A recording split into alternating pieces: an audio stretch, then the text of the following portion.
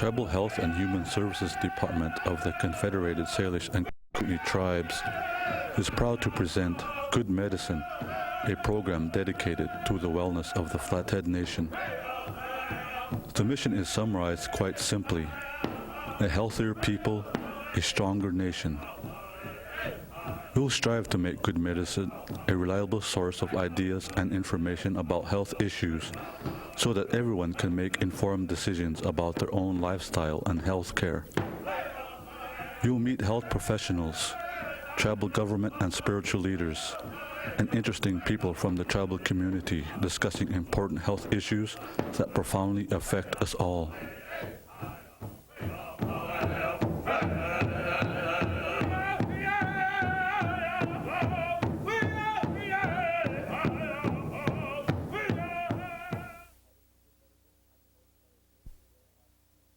Hi, this is Good Medicine. I'm your host, Larry Pitts. Today I have two very, very distinguished guests. I have David Carrillo from Albuquerque, by the way, Washington, D.C. right now. I've got Clayton Small. He is also from Albuquerque, from the way of Lame Deer. Mm-hmm. And gentlemen, it's my pleasure to have you on our program today. And these two gentlemen are our facilitators, consultants for our GONA training. They also are double hitting this week as our trainers during our men's wellness conference. Mm-hmm. They tell us that you're the most well men that we know. I know better already, but that's okay. And so let's start with David. David, what's GONA stand for? GONA is an acronym for Gathering of Native Americans, and it was a curriculum, a gathering that was put together approximately about 5 years ago by out of a grant from the Center for Substance Abuse Prevention.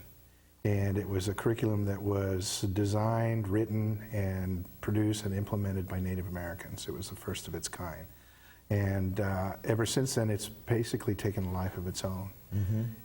It's based around a healing model that brings the community together to gather together to try and heal from some of the issues that we have to deal with as Native Americans. And some of those being cultural oppression, some of those being alcohol and drugs, some of those being domestic violence and other issues that we have, some mm-hmm. major dynamics that we have going on in our communities. Okay. And Clayton, how long have you been involved with GONA? How long you've been facilitating with David over there? Go into that just a little bit for us right now. Sure. Larry, it's a pleasure to be here, by the way. This is God's country up here on the Flathead Reservation. That's why I invited you guys up. Appreciate that. I've been doing this wellness and healing work, really, it's probably a better name for it, in Indian country as well as in Canada for about 10 years. And prior to that, I'm a recovering educator, teacher, school principal, and worked at a couple universities. But the work, my calling, as I see it, how I can be of service is to work on myself as a man and as a father, as an Indian male, and really pay attention and to always be mindful of the fact that I am a role model, and we all are.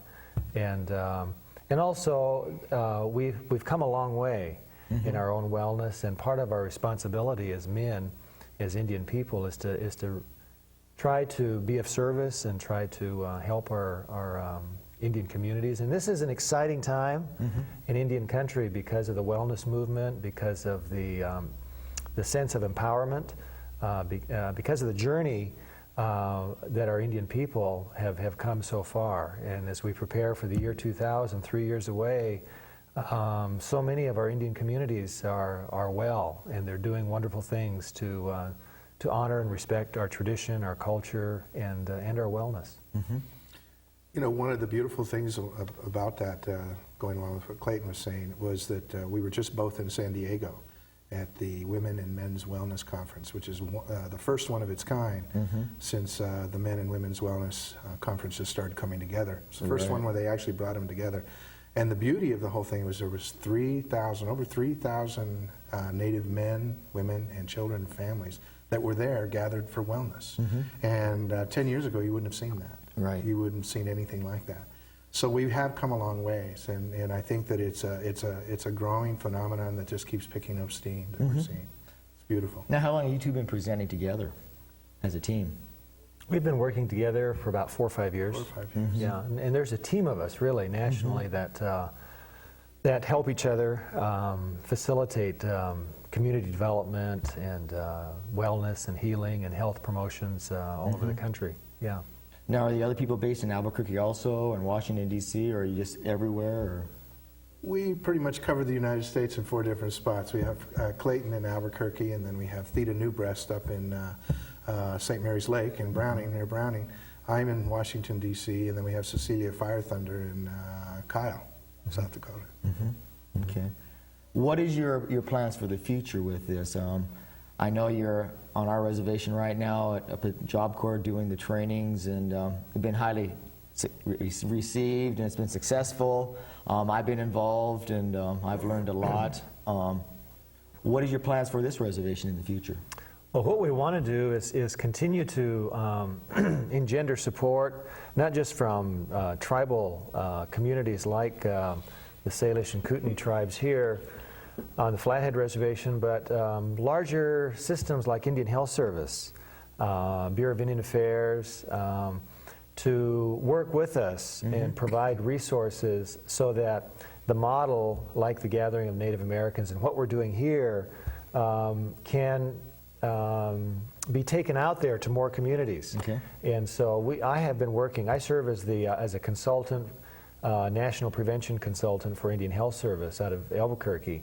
And we have launched in several different areas, Albuquerque area, Aberdeen area, Billings area, California area, this kind of opportunity for Indian communities. And the response has been incredible. And right now there's just a lack of financial resource for people like David and I and our team to take this out here. Billings area started last year, and Northern Cheyenne, Crow, Wind River, Wyoming are doing large community gatherings this summer and fall. So it's very alive and well here in the Billings area, and Flathead here is looking at doing something in the fall. So our hope, I think, is just to try to make the model available. And there's nothing magical about it, even though it's wonderful and people have good feelings about it, and it does truly help communities. It's nothing new. What it is basically is taking our traditional way of life, combining it with the best that we've learned from the Western world, and bringing them together. Right. And the results are very incredible. Well, I know I see the laughter, I see the humor, and then develops into a stronger, more sensitive place that everybody has to check their insides to see where they're from. That's the part that's impressed me. What I guess my big question I have right now is, are you having a chance, David, I'll direct it at you, is how is this going in, you changing the administration within the system? I see the lower clogs coming involved, but I don't see the administrators yet. Well, I think that what we've found over the last 5 years of being involved with this gathering is that it's always like that. The head is always up there and it doesn't move. The body will move first. And it takes a while for the head to kind of move down and want to become part of the rest of the body. And what we've seen is that through continuing support after the initial gathering and constantly reinforcing the process, and providing more opportunities, say like training and facilitators or maybe other gatherings within other communities, we provide more opportunities for the administration to want to come in. So they're not so threatened? So they're not so threatened. And the other thing is that administrations have to listen after a while. Because as soon as they see enough of the community that has been empowered and that has found their own path, basically, then they basically demand the administration's attention. And the administration has to get involved. And it's really important, it'd be really nice if we could, a comprehensive package would be if we could have the administration and the community level grassroots be able to come together at the beginning, but we know that that doesn't work. And it's hard, and you can't force something like that. So it's a matter of patience, and it's a matter of building a real comprehensive ongoing support system. For instance, like with what we're doing, we'll start with this gathering here. We're already considering coming back in June for a TOF, training of facilitators, where we will build a cauldron of facilitators, probably 20, 30, 40, that will be able to take the same model and go out on their own into different communities and maybe do a community-wide one later on, or then maybe take it and break it off into smaller things later into other smaller communities. But the idea is building that support system, because eventually what we've seen is that after each one, we get more and more of the administration that want to get involved, and they buy Becomes into it. contagious. Yeah, it does. And I think, Clayton, watching the two of you guys work, I think your ultimate goal is to work yourselves out of a job. Absolutely. Absolutely. Yeah. Well, it's a sense of empowerment. You know, so many times our Indian people say, if we just had access to the stream, if we just had more money, if we just had more of this and more of that. And what we have seen over the years is the dependency that has been created on the government, on the system, on somebody else to come fix our situation. And this model, what we're doing, really creates the ability for Indian communities to see that the answers to their challenges, whatever they are within their own community. That yes, we need help, we might need some facilitation, we might need some skill building, but ultimately the answers to our way of life, or the good way of life, is right here in our own communities. But it requires that we work together, that we help each other, and we support each other. And the exciting thing is that that's happening. Indian communities throughout the country are coming together in that way, and they're going forward. It's not. How many times have we heard Indian people say, "I'm a survivor of this," or "I'm surviving. I'm doing okay," and you know, it's time to stop surviving. It's time to start living. Amen. Yep. Yeah, and it's wonderful to see that. Yeah. Once you create a wellness, then what we've found is that we're no longer trainers. There used to be an era of trainers or competent experts, content experts, excuse me. And what we've decided, what we found is that facilitators are the one that position is what empowers people to move forward in their own way, in a way that is meaningful to them. You know, we call it being the guide on the side instead of the sage on the stage. And it really says a lot, just that, is that the whole idea is for the community itself to want to empower itself to move forward by dealing with some of the issues that they need to deal with, bringing them out in the open, crying about them, laughing about them, you know, putting them out there and really talking about them. And then they can move forward and actually start dealing with some of the other dynamic issues that are affecting our community. Well, you've empowered people to heal so much. That's the thing I've appreciated in the last 2 days, and I've got today and tomorrow still with you guys, is I want to compliment you and actually give a little PR for you. If anybody's looking for this type of program, you have the ability to bring people to new levels. You have been able to step back and allow them to grow. You haven't been the overprotective parent that so many facilitators do. And you know, I've thought about that all night because I knew we were coming on this program, and I wanted to beat your drum just a little bit because it has been very empowering. I've seen a lot of growth in people I never would have expected it of this soon. So that's awesome. Gentlemen, what have you seen as facilitators throughout Indian countries? Is there a change happening? Are you starting to see the progress that you want to see? Oh, absolutely. This is the best time to be an Indian and to live in the Indian world because of all of the leadership that's been demonstrated, because of the healing, because of the embracing of our culture and tradition and ceremonial way of life. What we see in this next generation really are young men and women who are proud of who they are, whether they're full-blooded Indian or mixed-blooded Indian or whatever it is. They have pride and they have courage and they have strength. And they're blending the best of their culture and tradition with the mainstream world. And so it's, you know, I look forward to the time when I can step back and see the beauty of our young generation taking us into the next century in a real positive, healthy way. And it's an exciting time. Okay. It's so important. What we're seeing is that our young people are becoming what we call really good bicultural warriors. They are able to walk both sides in both arenas. They're reclaiming their culture very strongly and still being able to use the best parts of the Western culture where they sometimes they go to school, they work in, they do other things in. And it's that strength and ability that's coming there that's creating the leaders that we really need. You know, the seventh generation, like we were talking about today, they're the ones that are reclaiming all that we've lost. And it's by being able to do that, walking in both worlds well and healthy, that they can do the best job. Have you guys been impressed by some of the young men you've seen step forward? I have.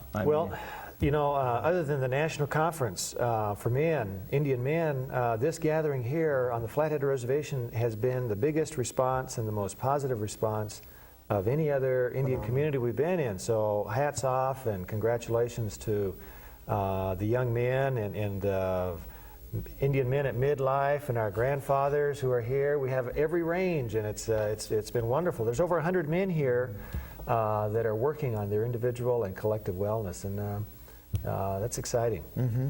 And it's been really beautiful to see the participation from the Kicking Horse youth that are there, the young men. They have turned out in droves, and they've participated very, very well. I mean, they've taken risks, they've stood up, they've shared their cultures with the rest of us. You know, they've sang, they've danced, and it's really an awesome sight to see, and I compliment them tremendously. I really urge this community to realize just how big of a resource they have there. They have a real big resource there at the Job Corps Center. The kids that are there are just phenomenal. And we want to also thank the Tribal Health and Social Services program and administration and staff for all of the work in terms of organizing and helping to deliver this last 4 days. You know, they've done an outstanding job. Mm-hmm. You know, it's like I'll say thank you from Tribal Health since I work for Tribal Health. But yeah, the program has been going very well, and I expect to see some tremendous results. You know, I was worried at first about follow-up, you know, and you guys have already addressed that you're, you know, talking about putting some facilitators here from our reservation for our own communities, which empowers us as a tribe. What do you see how this is going to affect the rest of the world with Indian countries starting to become more empowered? Well, I think one of the things that we're seeing is that we're finally starting to see that we can't do things alone. Is that we have to do things together. An example is the way that the four of us work together. We've found that, you know, all of us have gone off for many years at different times just working by ourselves, and we always have, you know, our people that are out there that are doing service by themselves, and they burn out, and it's real hard. But if you work together, if you work in groups, you work in pairs and fours like we do, then what you do is you give yourself a lot more ability, a lot more variance that you can carry to a community, and a lot more ability to take care of yourself. Because of all of us that are doing service for our communities, the number one person that we seem to forget a lot about taking care of is ourselves. And that's because we do it a lot by ourselves, alone. And we need to work together more. So I really have seen a lot of that. And I urge that. I think it's really important. Now, how many times a year do you facilitate this type of program? Well, we're on the road a lot, and probably we're doing at least 2 or 3 of these 4-day community gatherings a month. And there's a call for a lot more. And so we need more facilitators. We need more people to become that coach and that person who gives encouragement, who's not the expert, but who's willing to be a team member. We need more people who are willing to subordinate their egos and to become a teammate and a good team player, and that's happening. So it's truly a wonderful time to see our Indian communities start coming together and doing some healing, not just individually but collectively, looking at the historical situations that have occurred, and basically set those over here and walk forward in a really good, healthy way with their life and their community's life. And it challenges leadership to look and do and act in a different way. Not the my way or the highway kind of approach anymore, but more of how can we do this together, really encouraging the people who live and die in the Indian communities, our grassroots people, to really encourage them to come to the table, come to the circle. Everybody is of value, and everybody has something to contribute.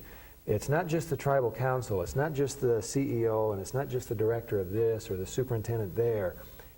Everybody in the community needs to be held up and reminded that they're handsome and beautiful and they have wonderful strengths and gifts to offer. And that's what we see happening in these healthy communities, these healthy Indian communities, is that's being acknowledged that's being practiced and that's being modeled.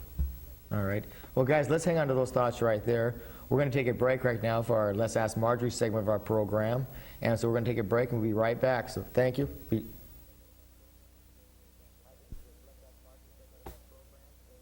Hi, this is the Let's Ask Marjorie segment of our program. Today we're back with Marjorie Bear-Don't-Walk, the Director of Tribal Health. And Marjorie, the question I'd like to ask you again today, it seems like the ongoing saga is, what's going on in tribal health? Well, almost nothing for the meantime, Larry.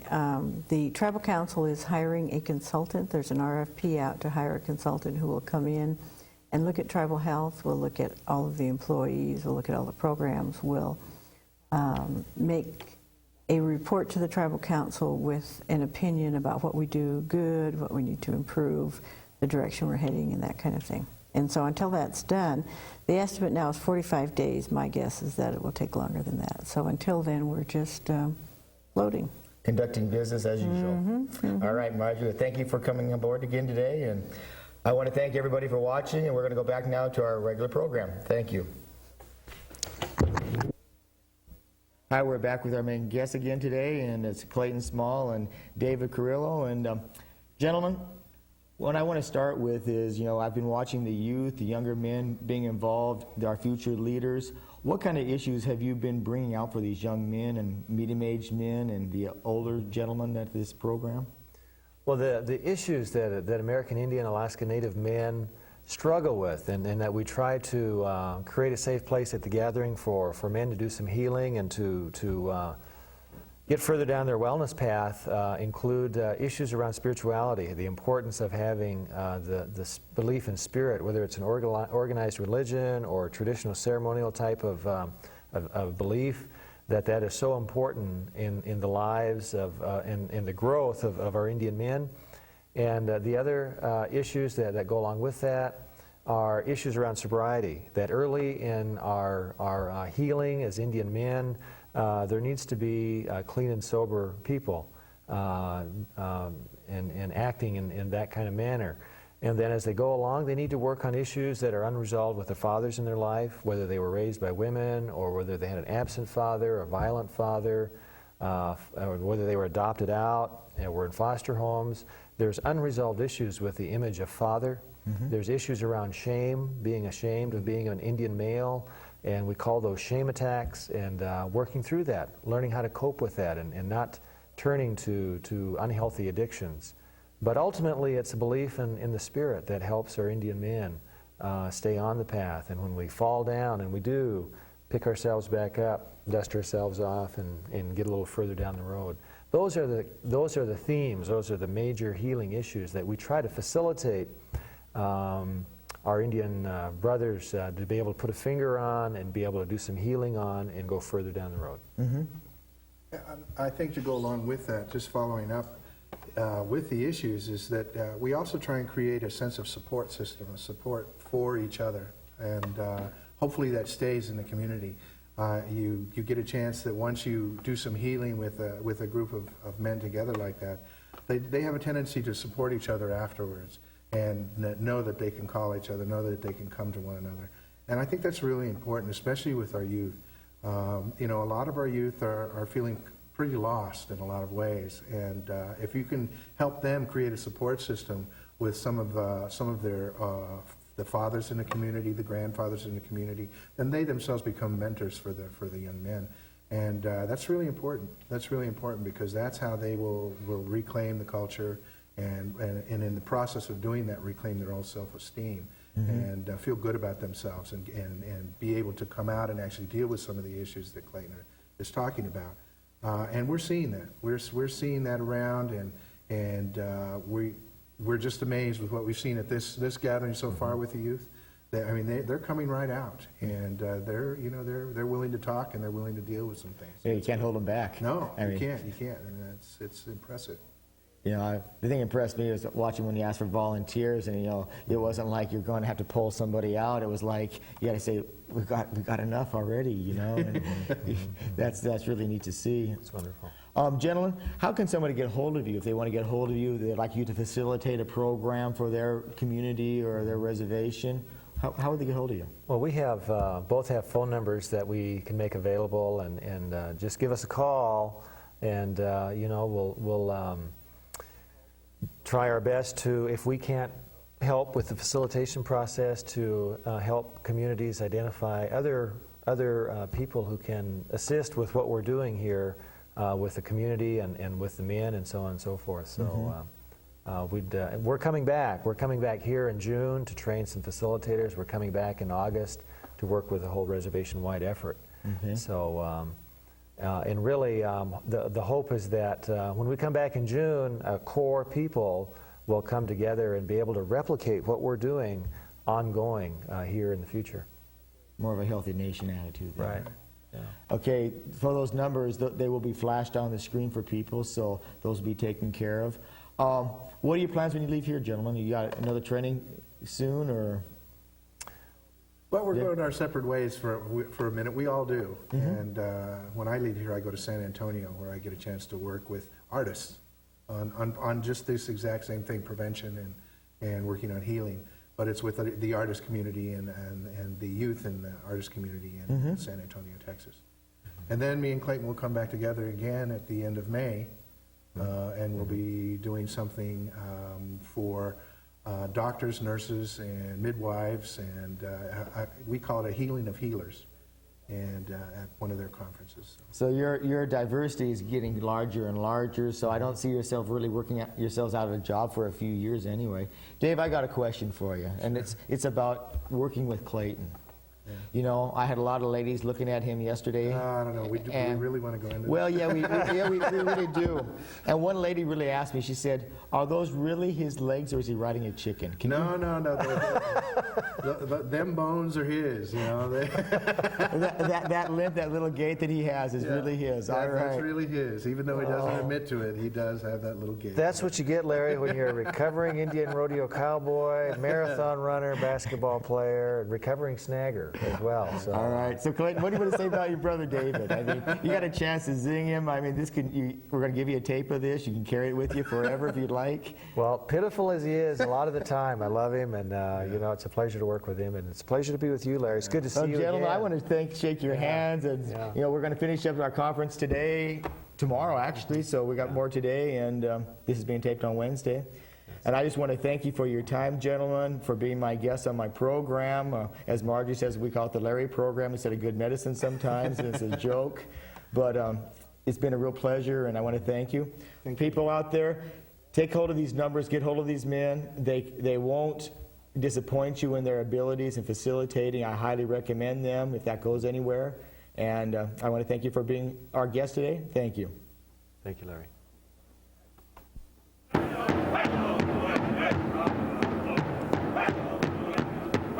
Good Medicine is your program. We hope you watch this and subsequent programs to stay informed about your health care.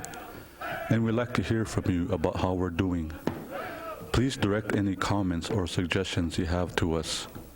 You can reach us at